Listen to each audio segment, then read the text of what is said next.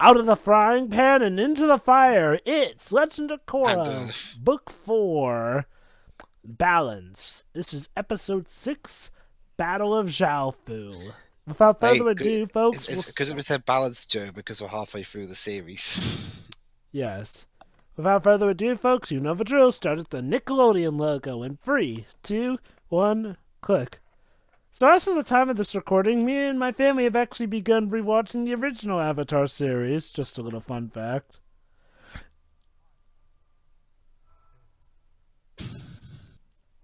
Really looking forward to that novel about Kyoshi. It'll probably get delayed till 2021. Why a novel? Well, because the Avatar comics and even the novels have been hit by delays a lot recently. It's true, they have been. So we know that supposedly our villain told Korra she will wait, but at the same time, she's clearly developing a super weapon thanks to the technology of the spirit roots. Yeah. So Julie's a sellout. Julie just got fed up.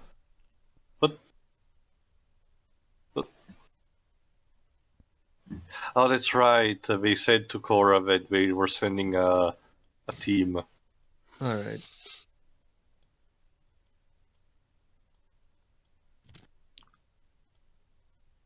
Wait. So yeah, sure, it's gonna happen. Are they gonna pull a Nuremberg or something? Hide a bomb in a briefcase or something? Well, we all know how Nuremberg went now, don't we? Also, look at that. Yeah. Actually realistic-looking ninjas. Who would have thought? Having seen Red Dwarf recently, that would have that kind of put a different spin on Nuremberg. Well, fictionally anyway. Simple attire, dark color scheme. I'm actually surprised.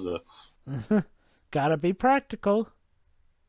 Well, I know, Trevor, but it's like almost a rule of cool that in fiction ninjas have to be extravagant. I actually like that for the most part. It's just actually refreshing seeing, the appearance taken completely straight here. Well, Teo, what about the wonderful, refreshing way Time and Eternity used ninjas? Oops. I actually forgot how we look like. It was a trap, of course. Yep. Decoy.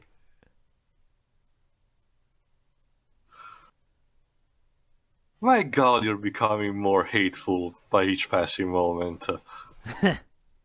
Don't worry, sweet, you're still not Azula levels, but you're coming your way. Well, that's partly why we love her. Well, we love to hate.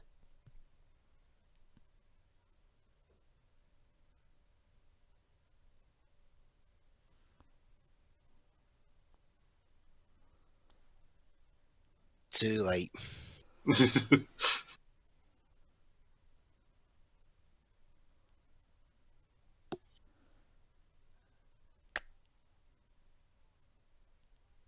Oh, crud. Of course. I'm talking to you now, fucking half tired. I just want to finish this message so I can go the fuck asleep.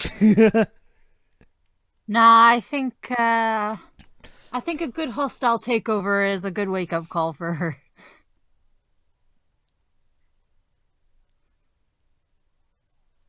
Well, crud. Drops You see, Shiroi, this is what would happen if Evan was evil. Yeah, pretty much. This is basically that. Like a lot of people like to. It's not even just you guys. Everybody on the internet likes to joke about how Ni no Kuni 2 is about Evan taking over the world. This is basically that story. This is that parody. Yeah. Pretty much. It's about a small cat boy indoctrinating an entire planet. you know what would have been funny if Kuvira left her mic on and she's saying, imagine if Kuvira left her mic on and she's like, great, now that they know they're going to unconditionally surrender, I will then wipe out their town. Honey, your mic's still on. What do you mean my mic's still on? She might be a tyrant, but I think she's too smart for that. But I always like that trope. It's funny. The people just leaving their microphone on. I love that trope as well, but I don't think it'll work here. What else would they What else have they been talking about? I can't believe the Avatar's been gone for 3 years. He's such a. Oh. Oh wait, the mic's still on. Oh, Fuck, boo, he's here. hoo, hoo. Aw, you Mrs. Julie. Oh, Well, yeah, well, You don't understand the value of something until you lost it. Yeah. He'll get over it eventually. That's what happens with all backstabbers. Well, I'm not Sue Lee now, am I? can I at least have my cup of tea? Oh, Why not? We're seriously doing this. tea is actually considered an act of war here in the Earth Kingdom. Oh boy. Bring the tea.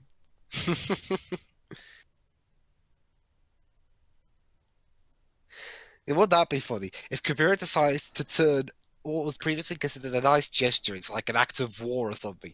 You offer her a cup of tea, she'll think it's pointed and declare war on your city or something. Huh. Durr. Why are you sliding? He's trying to creep him out.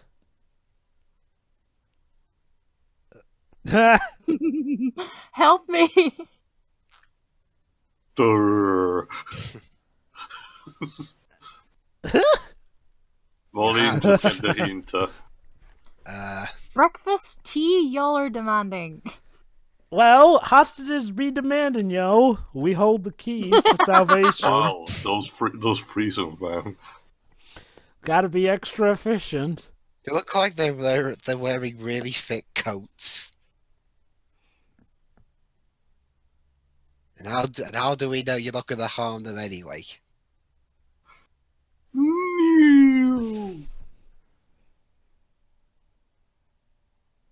Give me your whole city or I'll kill everybody. That's reasonable. That's balanced. Yeah.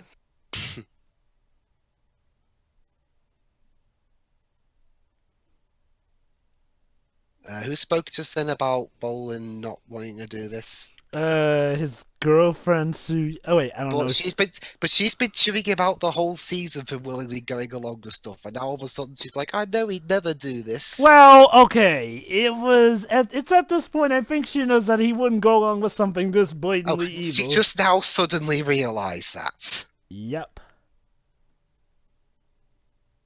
It's like she's just like, wait a minute, he wouldn't do this.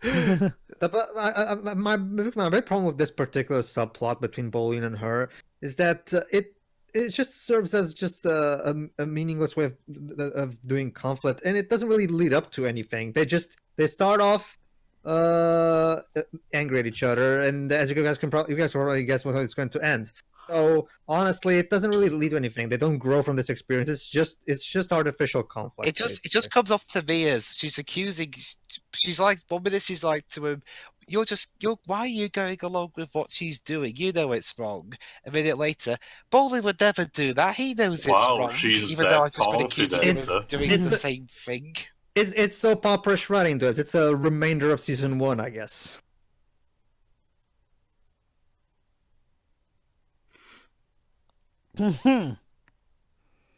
Ooh. Besides, you've been gone for 3 years, so I'm surprised people can even remember your name. Okay then. Right. We'll be right back after this advert. Yeah, that was a bit of an awkward pretty minute. much. Well, imagine if you're watching this on TV, Dwebs. And we'll be right back after these messages. Yeah. Well, Pedro, we already... remember this didn't air on TV on Thursday. Besides, we already had the inappropriate SpongeBob meme. I should probably let you know a bit about It this. did get aired on Nicktoons at some point, yeah. Not only that, but even online, there is the bout of online web commercial stuff. Alright, so big question here. What she's gonna do to cheat? Because it's pretty clear that on a power level standpoint, she's no match. Well, here's the thing. She's relying on Korra being rusty. Let's not forget also she's a metal bender, which Also, Korra is not exactly a But master we of. just had an entire story arc on Korra getting healed and better. Oh, yes, but let's not forget also, Korra's not exactly the master of metal bending. Okay. okay, then just I can think of a couple of ways he can do whatever. Also, Tio, we know that. Kuvira doesn't know that. Avatar state, maybe? Well, I remember the last time she was in that properly, it kind of... We probably won't see that until towards the end of the season, honestly. Yeah. At least I don't think so. It's like the final season of the original show. We didn't see Aang going to the Avatar state till the very end. Well, there was a good reason for it. Well, there's a good reason here, too. I mean, it's not really necessary as of yet. Also, the Battle of Zaofu is... I would imply it was against... It was like a whole bunch of people. This is against 2 people. Well, just because something's called the Battle of a City doesn't mean it's always going to be against said city. Your history is a bit weird like that. Let's just say this is the battle meant to decide the fate of Zaofu. Huh. Sure.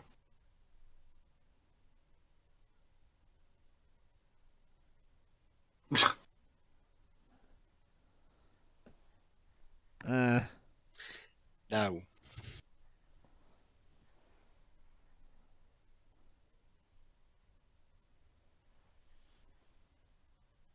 Of course.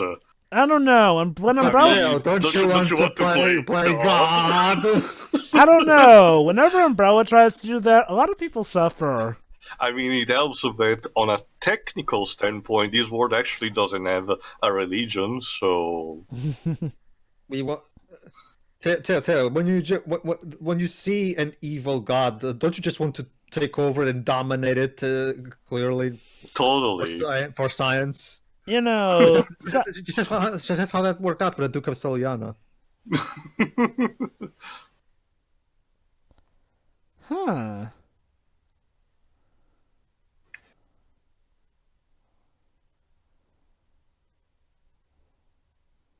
Hey, Korra, do what Kaiba did in Yu-Gi-Oh! Throw a trading card at her.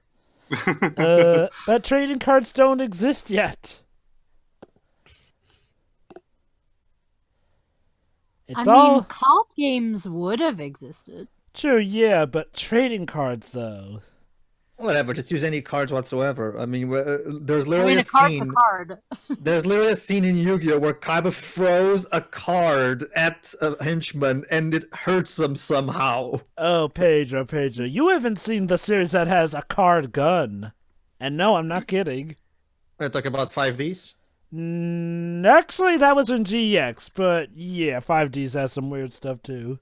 Yeah, okay, I'm sorry. I'm still not really buying this. Like, if this was done before Korra got the rest of the poison out of her body, I would be more inclined to believe that. But no, we literally just have just a couple of episodes where she recovers, and now we're pretending that it was basically pointless because she's out of touch. Oh, no. Actually, Never mind the fact that she actually trained in a battle arena in Republic City for the next couple of months. Okay, to be fair, what Kavira's actually doing is using a bout of endurance against her. You know, as opposed to going full out, she's just trying to tire her out. Except the problem is that Korra is still the Avatar. By this point, considering all of her power-ups and now that she has no limiter left, she should be wiping the floor with her. TL, remember how in Book 2 we did a serious, massive power downgrade on her? I thought that was retcon, well, fixed at the end. Nope. No. She's good, but she's not as good as she was, you know, in Book 2. Again, having all the past spirits taken out of you tends to weaken the Avatar stuff. Uh-oh. Varric, that's smart. So now we're on a moving bomb. Well I'm played. sick of these motherfucking spirits of this motherfucking train.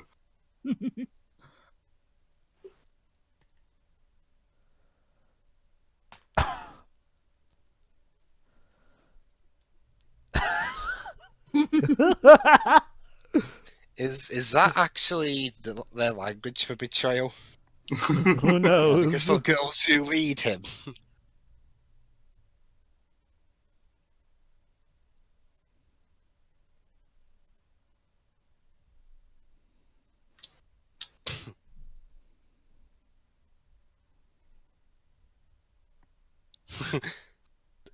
That's a good question.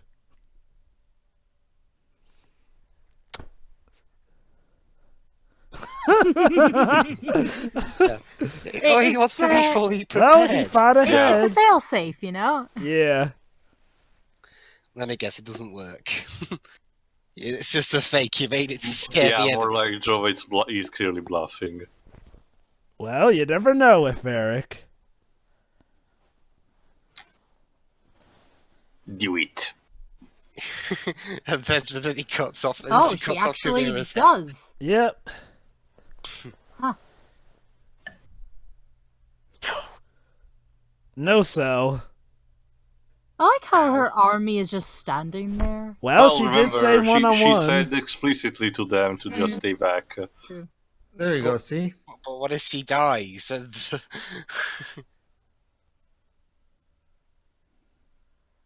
Now this is a little unbalanced. Well, can't you just beat the crap out of her with your fists instead of just throwing a rock at her? Wait, Excuse me? what? Surprise! What the? she's still got PTSD. Oh, there you go. Theo, hold on. We're about to address this. Basically, Theo, I'm guessing she still has the PTSD stuff. Something that. about that, yeah. It's a matter of this. Yeah, the poison's out and she can fight a lot better. The problem is she's still got that PTSD linked to the Avatar state. Which, admittedly, yeah, was never expecting them to just get that done in one episode. Although, yeah, I get that, but now I'm just worrying that that's what they'll pull every time Korra's about to win a battle. Oh, PTSD shot. Thankfully, Yeah, It's a danger of becoming a really there's always a danger that they'll end up overusing it. well, I'll let you know that they don't overuse it, so I'll just quench that fear right now. But yeah, basically though, because they then went into step into Korra's defense, that unfortunately broke the agreement, so now they can attack. So technically, Kuvira did keep her end of the bargain, go figure.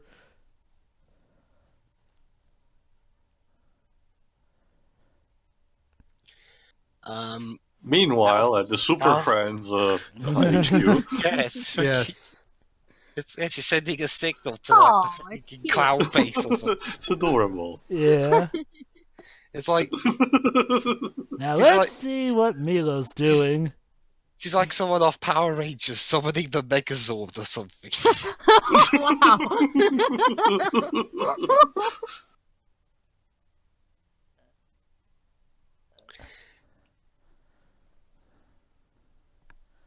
It's one of those citywide emergency kind of deals. Where? But you didn't say where though.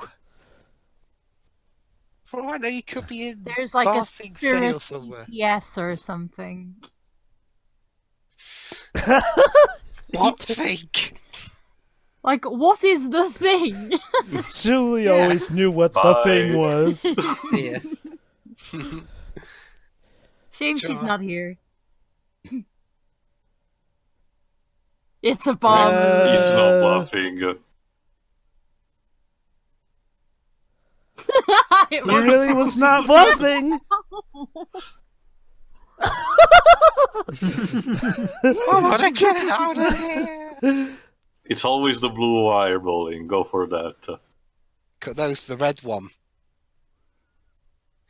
Cut the blue one, it'll blow up. What do you mean cut the blue wire? They're all blue wires. Okay, thank you. I know. This is going to But if- hurt. Imagine if that were in Star Wars. I hate you. I know. Faked death.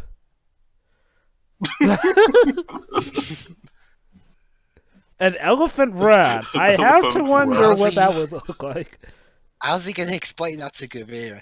Honey, Bowen and Varric blew themselves up on the train. At least now we have like some surprise advantage.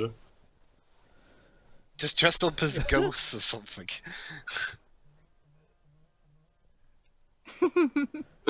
She had more patience. She had resilience, that woman. Come on, man! It's just a weak tornado by a kid and some random person. How are you not managing this?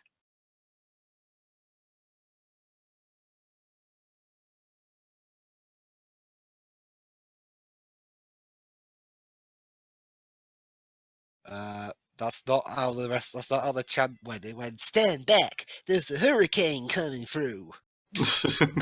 That's how it went.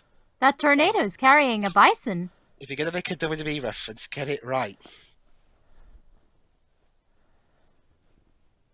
Oh.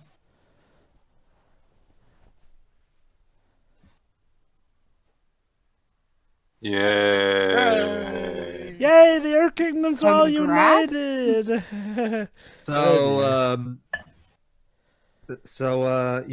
United we stand as one single land.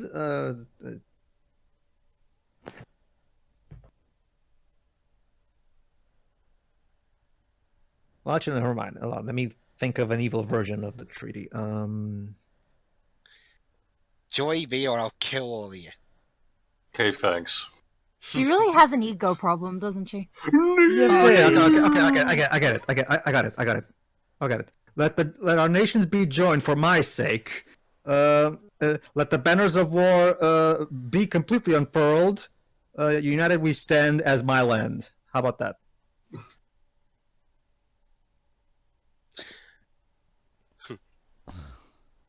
You are After not you my scrub all the son. floors in your kingdom, then you will talk about mercy.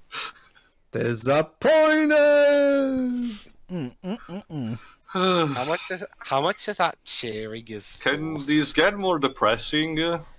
I wonder.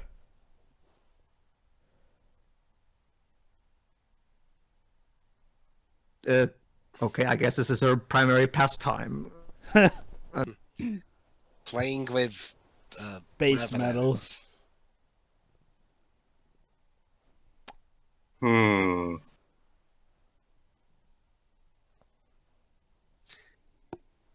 The Death Star, sure. Let me guess, she's going to actively screw them over. Most likely.